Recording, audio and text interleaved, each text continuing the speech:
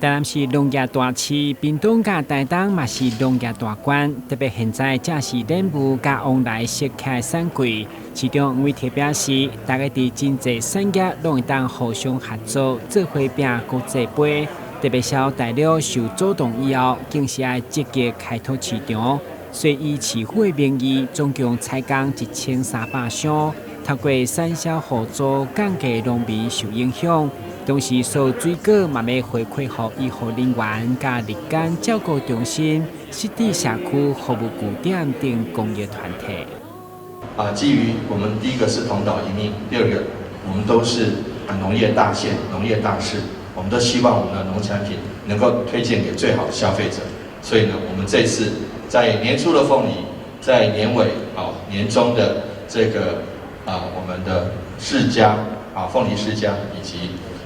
莲雾，我们都希望介绍给优质的消费者。那尤其给第一线辛苦的这个我们的医护人员，还有社福机构，能够来享用。那我想说，这个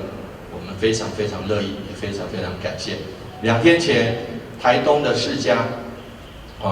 那他就是透过农委会、农粮署以及我们台南市的加工业者，能够把这个冷冻的释迦行销到国外去。那今天我们把莲雾跟凤梨释迦行销给我们优质的消费者，那也希望大家一起来享用，一起来采购，一起来把它假个 K 给那的点我又希望大家一起来。那这个东西跟台南市我们台南市没有生产凤梨释迦，但是我们台南市的消费者都很喜欢凤梨释迦。中国大陆就把凤梨释迦跟莲雾不准到我们的中国大陆去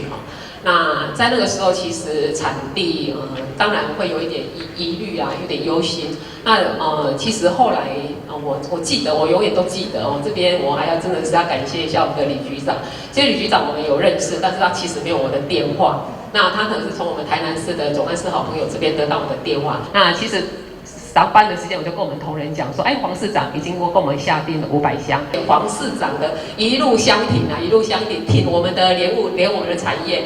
那也谢谢主办单位让我有这个机会。所以市长这边我是不是可以因为其实莲雾不只有新鲜莲雾，其实现在我们也把莲雾做成加工品。